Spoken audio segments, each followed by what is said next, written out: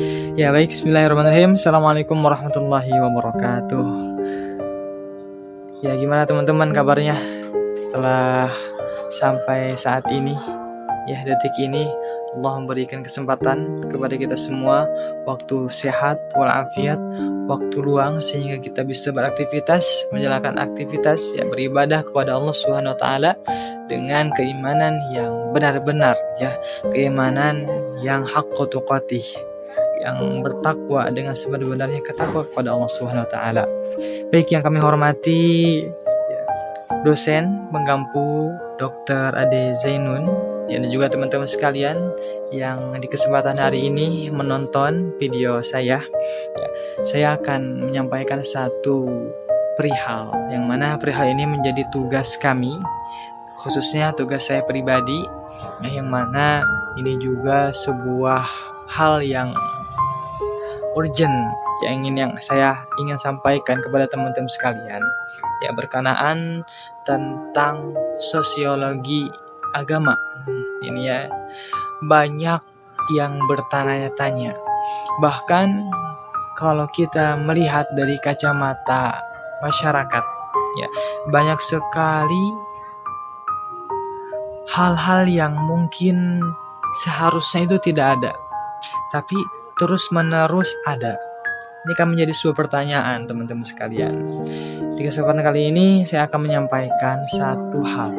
Kenapa miras dan narkoba itu masih ada dan banyak di kota Tasikmalaya? Ya, kenapa? Pengen tahu? Oke, inilah cuplikannya. Yang pertama, menurut saya, pandangan saya pribadi, kenapa miras itu masih ada, ya, ataupun yang mabok itu masih ada di kota Tasikmalaya, bahkan semakin banyak. Yang pertama, poin pertama, karena penegakan hukum yang tidak keras, penegakan hukum yang tidak adil. Jadi berbicara tentang hal ini percuma, ya, kita menyuarakan, kita mendemo ke sana ke sini, sementara penegakan hukum yang sekarang yang ada di Tasikmalaya ini tidak keras. Jadi hanya semata-mata untuk meredam permasalahan tersebut, ya. Ini yang harus ikut terlibat. Yang pertama adalah para pemerintah yang punya hukum, yang menegakkan hukum di kota Tasikmalaya ini. Permasalahan kedua, ya, karena permintaan yang sangat tinggi. Tidak mungkin miras itu ada, tidak mungkin, ya, hal-hal yang memabukkan itu ada, narkoba itu ada, kecuali peminatnya juga banyak. Ya, betul kan teman-teman sekalian? Coba kita berpikir secara logis. Ketika Anda, teman-teman, membeli barang, ya, hal ataupun barang yang teman-teman inginkan, itu tidak ada, maka teman-teman akan mencari barang tersebut ke tempat yang ada. Betul kan? Nah, sementara di kita ini, ya, banyak sekali permintaan sehingga miras itu terus-menerus dimasukkan, terus-menerus masuk ke pasar-pasar yang ada di Tasikmalaya ini. Ini hal yang sebenarnya harus segera diselesaikan, bukan hanya oleh para tokoh, tapi para pemuka pemerintah. Karena yang memiliki ketetapan, memiliki aturan adalah mereka yang memiliki jabatan di pemerintah di kota Tasikmalaya ini.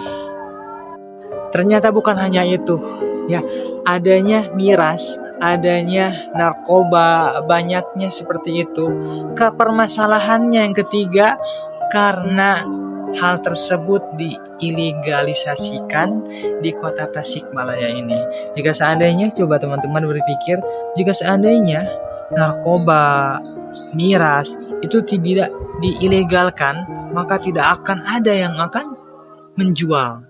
Namun banyak di pasar-pasar, ya, di oknum-oknum tertentu, yang mana mereka hanya seperti peraturan itu seperti senda gurau saja. Ya, banyak mereka yang tidak menaati peraturan yang ada di pemerintah ini. Ya, maka kembali yang pertama tadi, harus ditegakkannya hukuman ataupun penguatan kendali hukuman.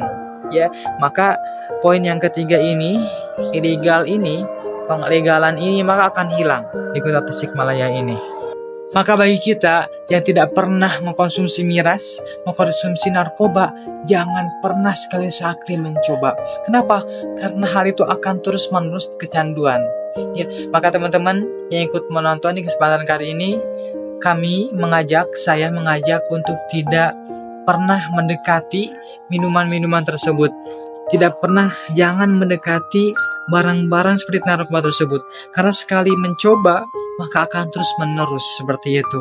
Maka tetap semangat, jaga kesehatan, ya, dan jaga keimanan kita supaya kita terjauh dari hal tersebut. Sekian, terima kasih.